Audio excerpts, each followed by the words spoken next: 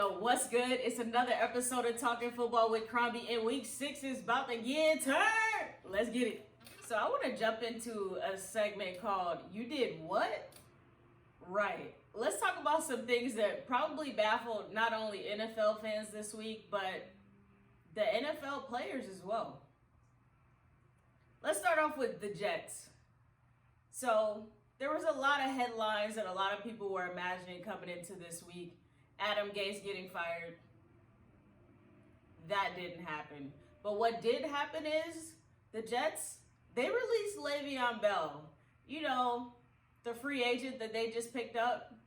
You know, the one that's been tweeting and liking tweets about his head coach that weren't positive.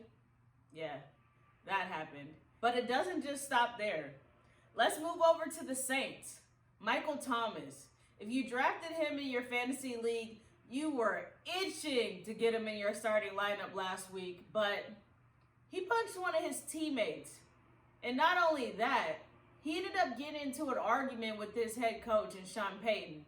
And it didn't end there. He ended up getting fined for almost $59,000. I really hope the punch was worth it. I just don't see how it could be. And the Texans. Let's move over to Houston. They got their first win of the year under the oldest head coach. Yep, that's right. Interim head coach Romeo Crennel got the Houston their first win of the season. So a lot of people are questioning now, did Bill O'Brien have too much on his plate? Is being a head coach and a GM too much? I think it was. So let's jump into 5 games that you must watch this week. And we'll start off with the Ravens and the Eagles. Currently, Lamar Jackson is 23-4 in his career as a starter, with 3 of those losses coming to the Kansas City Chiefs. His win percentage is the highest in the NFL since the 1950s. And keep in mind, that's with the minimum of 20 starts. The Eagles, on the other hand, they have Carson Wentz, who has not exactly been the best quarterback unless you're talking about turnovers. He currently has 9 interceptions going into week 6. The Baltimore Ravens defense last week had a field day with Joe Burrow. This could be a really tough matchup for Carson Wentz down in Philly. And the Eagles have also allowed at least 20 points in their first 5 games. This is the first time since 2013 that that's happened. And according to Next Gen Stats, right now the Ravens are blitzing 47% of the time. And the Eagles have given up 19 sacks. That's ranked 30th in the league. But the Ravens, they've allowed their quarterback to get sacked pretty good too. Lamar Jackson's already been sacked 12 times this year. And if they want to keep their MVP in the race for the end of the season and into the playoffs, they're going to have to find a better way to protect him. I have the Ravens winning this game. I do think it's going to be ugly. The Baltimore Ravens offense has not been the offense that we saw last year. I think Greg Roman, the offensive coordinator, is going to have to make sure that he gets the ball in his running back's hands and don't get away from the run early. We've seen him do this in big games where he just goes away from the run and tries to get Lamar to be this quarterback that stands in the pocket and throws the ball 60 times. That's not the look. I got Ravens. Next game, Browns versus Steelers. I actually think this matchup is very interesting. We know that last season there was a debacle with Mason Rudolph and Myles Garrett, and we hope that we never see something like that again. And if you don't know what happened between the Steelers and the Browns, I'm not going to go through it now, but one of the worst things that I've ever seen happen on a football field. However, Myles Garrett, he has been a beast this season. He currently has 6 sacks, 10 quarterback hits, 3 tackles for loss, and 3 forced fumbles. He's one of the best in the league right now. Now, coming into this game, both Cleveland and Pittsburgh are 3 games above 500. This hasn't happened since 1994, and that's when Bill Belichick and Bill Cowher were the head coaches of these teams. But in my opinion, the Steelers have the upper hand. And that's because Mike Tomlin, their head coach, since he was hired in 2007, he's 21 for 10 against number 1 overall draft picks. But this isn't the same old Browns that we've seen. For 4 straight games, they've scored 30 plus points.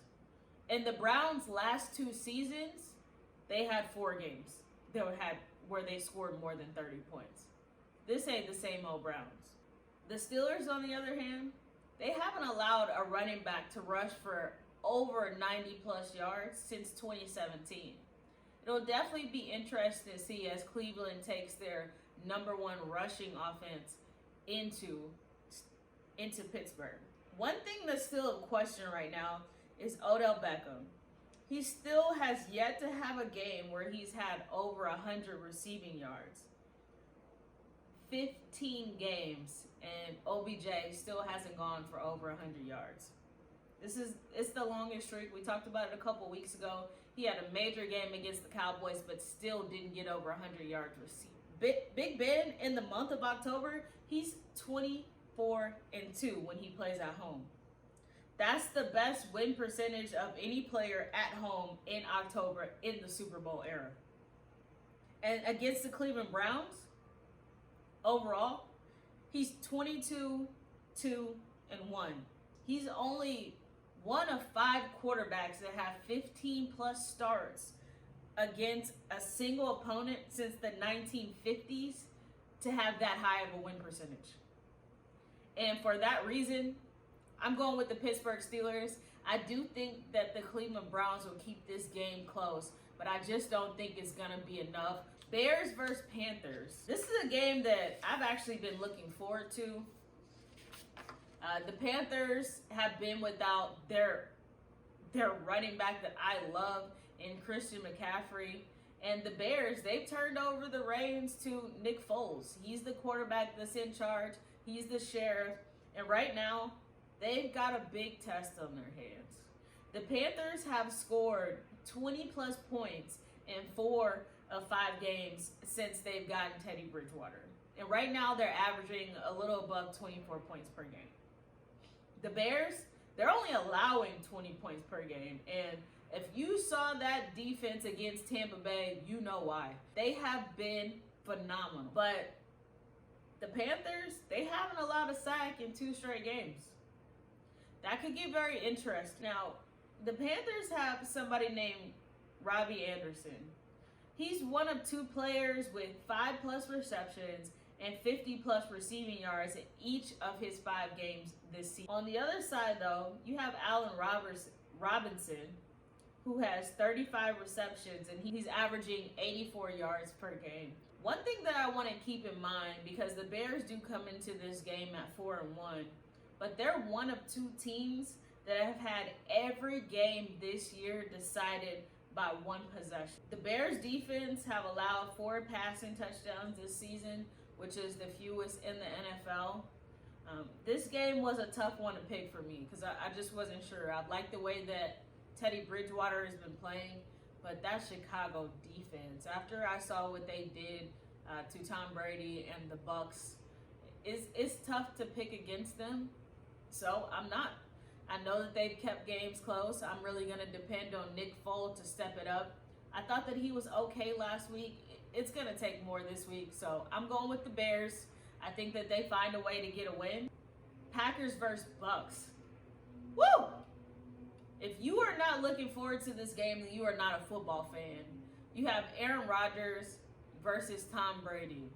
And I can't say this enough. Aaron Rodgers was quoted last week saying some of his down years are some quarterbacks' best years. And I just love Aaron Rodgers for just being himself and knowing that he has what it takes in order to be successful in this league, and he's had success in this league, obviously. But let's talk about this meeting. This is the 15th meeting in NFL history between two quarterbacks that have multiple NFL MVPs prior to coming into the game. The Packers come into this game where they've scored 30 plus points and they have 0 turnovers in 4 consecutive games. That's tied for the longest streak since 1940. But on the other hand, you have Tom Brady. He's 26-5 in his career when he's had 10 plus days of rest in between games. But Aaron Rodgers, he's 33-11 and has 109.7 passer rating in the month of October. That's the highest rating by any quarterback in any month in the Super Bowl era. The Bucs defense, though, they've allowed fewer than 50 rush yards in 3 consecutive games. That's the longest streak in their franchise history. Excellent by the defense. But they have their hands full this week because the Packers have a 93.3 offensive efficiency right now. That's the second highest through 4 games since 2008. So knowing what the Packers offense can do and understanding how good this Tampa Bay defense is, but also keeping in mind that they lost Vita Vea last week, it's tough for me to go with the Bucs. And you really hate to bet against Tom Brady, but what this Packers offense has done this year has been nothing short of incredible. So I'm going with Aaron Rodgers. I'm going with A-Rod. He's in the MVP conversation right now. We saw Tom Brady last week. He didn't even know it was 4th down. So I got to go with Aaron Rodgers. I'm going with Aaron Rodgers. And the final game that you must watch this week, Chiefs versus Bills. The Chiefs took a brutal loss last week to the Raiders, and a lot of the fans were saying, the Chiefs are good to drop a game or two. They slept on the Raiders, and I would say that that's true. And the Bills, they got beat by a Titans team that hadn't practiced in weeks, and they looked like they were the team that hadn't practiced. But the Chiefs have allowed 20 points or fewer in 4 or 5 games this season. And Travis Kelce, their tight end, he leads all tight ends in receiving yards this season. And Buffalo gives up the most yards to tight ends. Expect for Travis Kelce to have a big day. Clyde Edwards-Helaire, he's one of 5 players with 70-plus scrimmage yards in each game this season.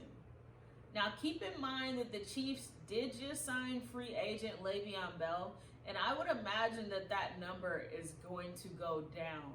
So, not this week, though. Keep in mind that Le'Veon will not be able to play due to standard COVID protocols. So, we'll look forward to seeing him in Week 7, most likely with the Chiefs. Now, the Chiefs average almost 30 points per game, and they're allowing 22 points per game, which should be interesting because the Bills right now, they've been doing a pretty good job with getting points on the board. So I think this game will be very interesting. I think that the Chiefs come out and they play well. They are going to have to play in Buffalo. I was a little nervous about this one, but I'm going to go with the Chiefs. I think that they're the team to beat. I understand that they dropped a game last week against a Raiders team that we all know they should have beat. But we're all happy the Raiders won. At least I am. So I'm going with the Chiefs, though, this week. I think it will be a good game. Make sure you guys tune into this one. All right, let's rapid fire through the rest of the games this week. So, starting off with Broncos versus Patriots. I'm going with the Patriots here, and let me tell you why. The Broncos are the worst team in takeaways this season. They have 1 interception and 1 fumble through 4 games. Patriots are getting Cam Newton back this week.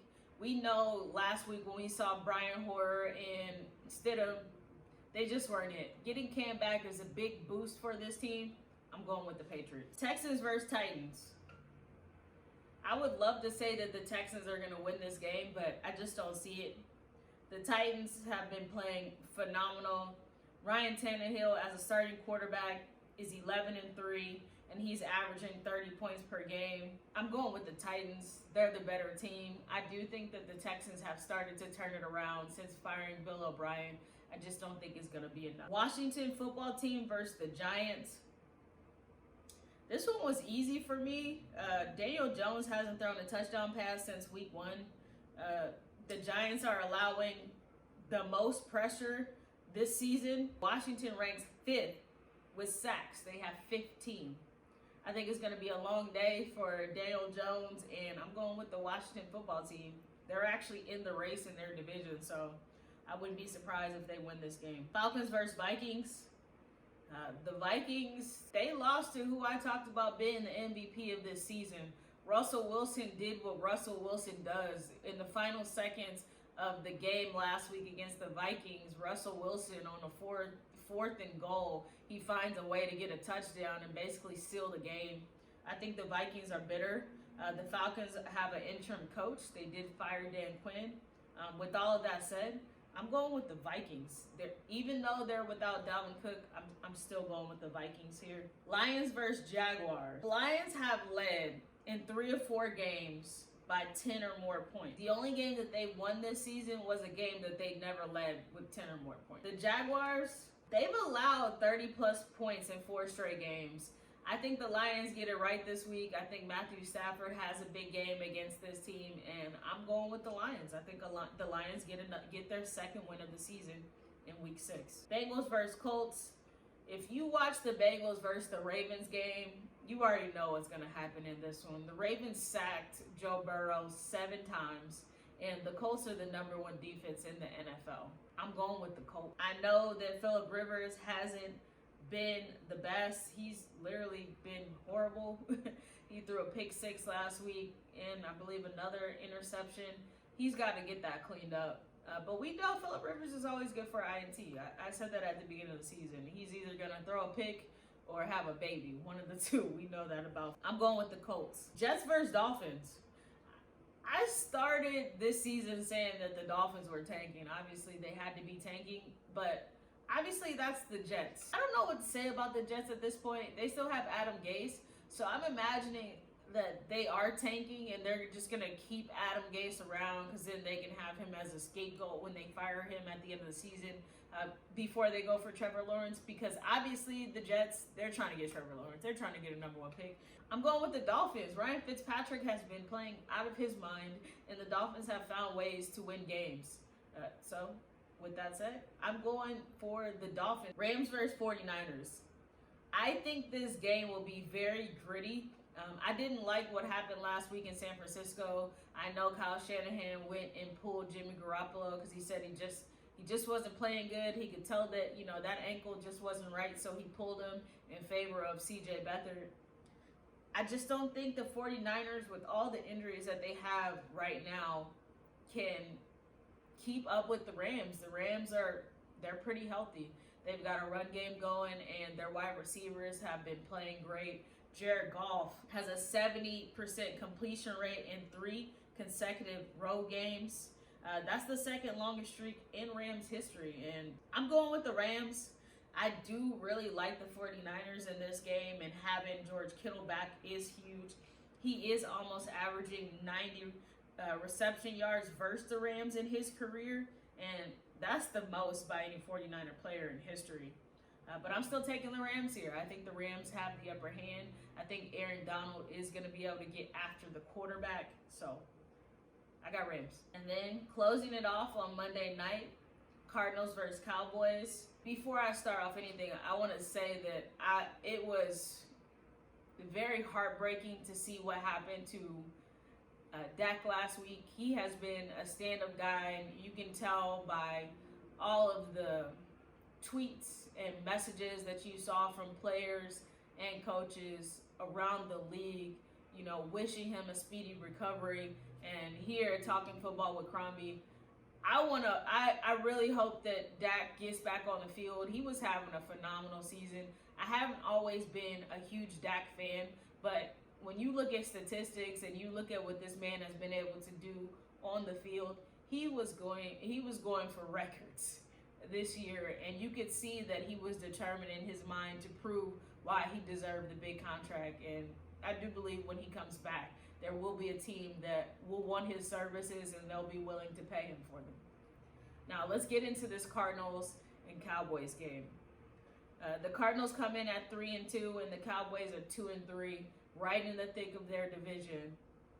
And I think it'll be very interesting to see if the Cowboys can find a way to get a win. They're getting Leighton Vander Esch back, who is huge for this defense. He's huge for their linebacking core. When they have him in the game, they're just better. It's just true. And the Cowboys right now, they have 11 turnovers on the season, and that's tied for the most in the NFL. The Cardinals, on the other hand, they only have 3 takeaways, and that's tied for the 3rd fewest. But the Cowboys are one of 7 teams that average 30-plus points per game that still have a losing record. And Andy Dalton is 2-5 in his career on Monday night, and he's lost 4 straight. So now that Dak is out, we know that Andy Dalton is in. I've seen Andy Dalton play for years in the AFC North. He can definitely sling the ball around. Is he the same as Dak? No. But can he get the job done? Yes. I do believe that the Cowboys are going to have to depend on the run game very heavily, but they still got 3 all-star wideouts. The other wide receiving corps, though, I'm going to say one name. DeAndre Hopkins, balling, and he's one of the most targeted wide receivers in the league. If the Cowboys can't get Zeke going, I think that this is going to be a tough game.